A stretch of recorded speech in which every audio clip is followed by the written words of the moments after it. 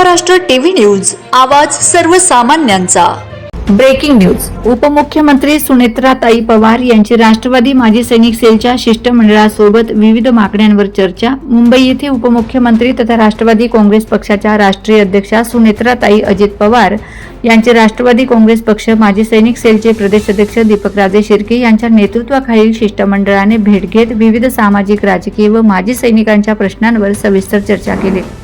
दिनांक 16 जून 2026 रोजी झालेल्या या बैठकीत राष्ट्रवादी माजी सैनिक सेलच्या वतीने विविध मागण्यांचे लेखी निवेदन उपमुख्यमंत्री सुनेत्राताईंना सादर करण्यात आले। यावेळी पक्ष संघटन बांधणी, राज्यातील सध्याच्या राजकीय घडामोडी, शेतकरी कर्जमाफी, सामाजिक व ऐतिहासिक विषय तसेच आजी माजी सैनिक, पोलीस व संरक्षण क्षेत्राशी संबंधित विविध प्रश्नांवर चर्चा करण्यात आली।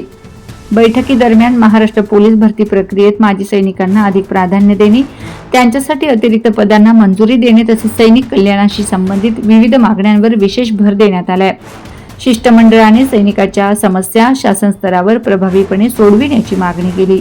यावेळी उपमुख्यमंत्री सुनेत्राताई पवार यांनी राज्यातील कष्टकरी, शेतकरी, माजी सैनिक आणि देशसेवेसाठी योगदान देणाऱ्या सर्व घटकांच्या सन्मान व हक्कांसाठी शासन कटिबद्ध असल्याचे सांगितले। सैनिकांच्या विविध प्रश्नांबाबत सकारात्मक भूमिका घेऊन आवश्यकता पातळीवर पाठपुरावा करण्याचे आश्वासनही त्यांनी दिले।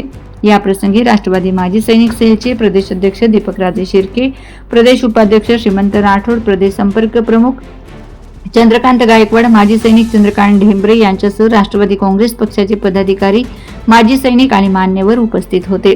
वंदे महाराष्ट्र टीव्ही मीडिया मुख्य संपादक छगन कोळेकर, साक्री। वंदे महाराष्ट्र टीव्ही न्यूज, आवाज सर्वसामान्यांचा।